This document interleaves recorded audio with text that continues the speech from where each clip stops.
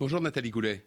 Bonjour. Après Mera, Nemouche, Kouachi, Koulibaly, Glam, Yacine Sali, vendredi dans l'Isère, est le 6e à passer à l'acte alors qu'il avait fait l'objet d'une fiche S, c'est-à-dire qu'il avait été repéré par les services de renseignement. Vous avez co-présidé la commission d'enquête sur les filières djihadistes. On peut se poser des questions sur l'efficacité du dispositif de surveillance ? Mais on se pose des questions, on se pose tellement de questions qu'on nous fait voter une loi qui, à mon avis, servira à rien dans ce genre de situation.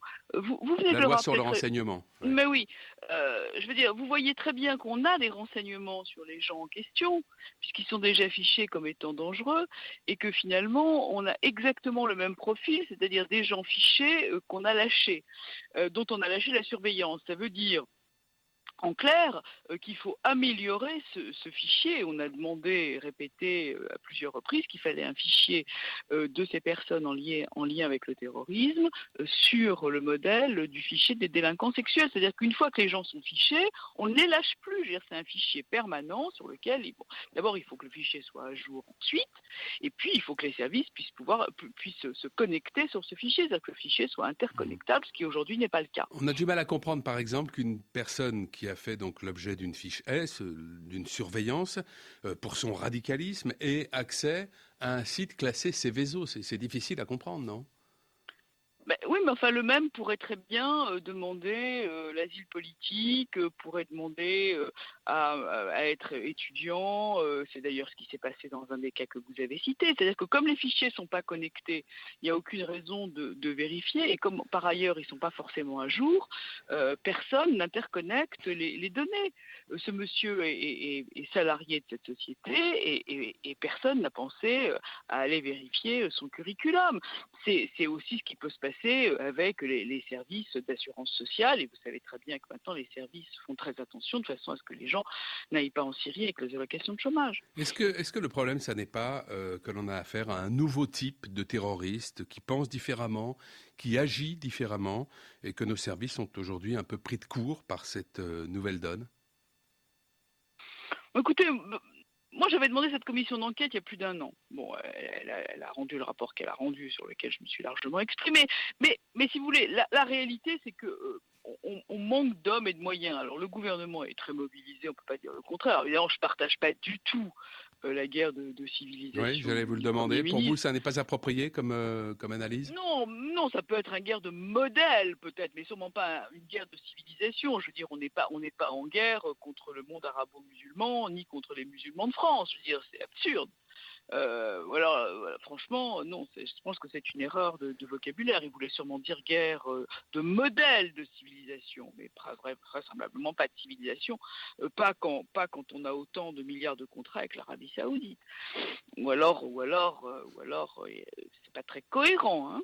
Donc, non. Pour en revenir à nos affaires, je pense que la réalité, c'est qu'on manque d'hommes. Et donc, si vous voulez, quand vous avez un certain nombre de dossiers qui sont suivis par un certain nombre de personnes, et que le nombre de dossiers augmente, vous avez forcément des gens qui sont un peu débordés et qui priorisent les dossiers. Et donc des dossiers plus anciens ne sont plus traités ou ne sont plus suivis puisqu'il faut 12, 14 à 16 personnes pour suivre quelqu'un 24 heures sur 24. Mais en dehors d'un contrôle 24 heures sur 24, on pourrait très bien faire comme pour nos voisins britanniques par exemple et d'autres, c'est-à-dire quand ils ont été fichés S, ils doivent se présenter tous les 10 jours ou tous les 15 jours dans un service de police pour qu'on vérifie ce qu'ils font, où ils sont et physiquement aussi la façon dont ils se comportent. Il y a aucune espèce de raison de stigmatiser, alors pour le coup, 7 millions de musulmans de France pour 2000 personnes qui dévoient l'islam. Mais ces 2000-là, il faut les surveiller. Ceux qui reviennent de Syrie aujourd'hui, sont-ils suffisamment surveillés ? On a appris récemment, par exemple, que deux d'entre eux qui rentraient de Syrie ont été remis en liberté par la Cour d'appel de Paris. Droit. Ça, c'est l'état de droit. Il ne m'appartient pas, comme vous savez, de commenter une décision de justice. Mais c'était d'abord contre l'avis du parquet. Hein. Il faut quand même le signaler. Bon, la deuxième chose, c'est que le Premier ministre a annoncé un sas de déradicalisation qu'il est en train de mettre en place. Il faut le temps que la chose se mette en place. Moi, je pense que pendant ce temps-là, il faudrait au moins avoir un contrôle judiciaire.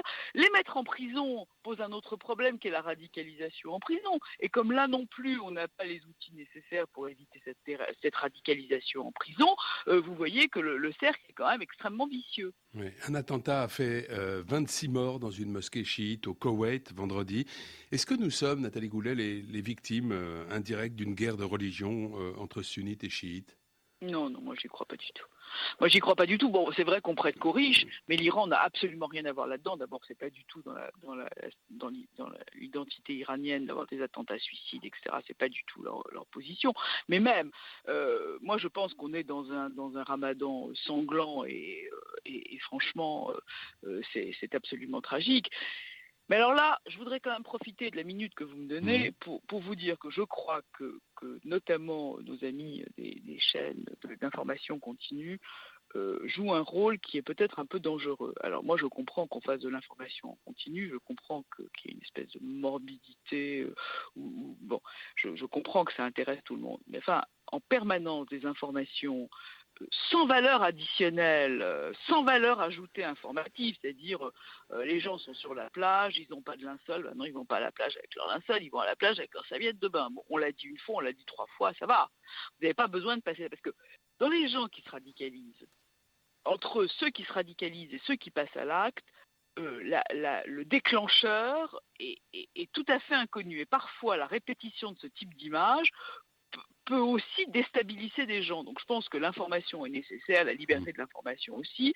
On a vu dans chez un de vos confrères au moment notamment de l'hypercachère, les dangers que ça pouvait représenter. Le CSA est intervenu.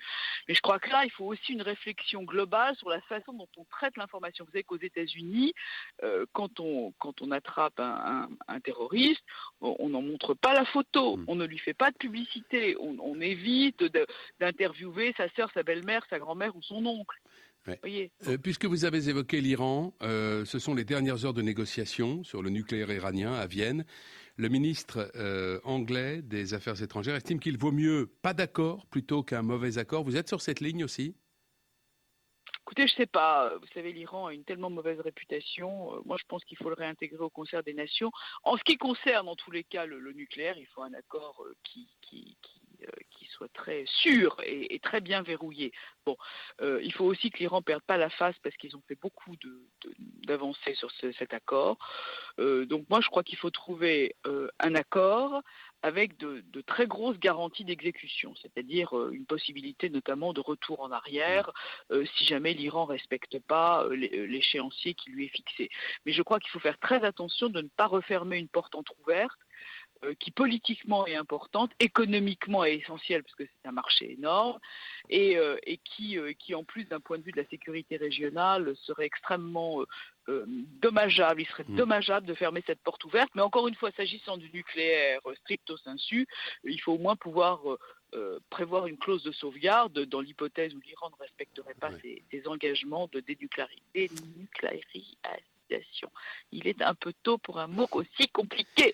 Merci Nathalie Goulet, bonne journée.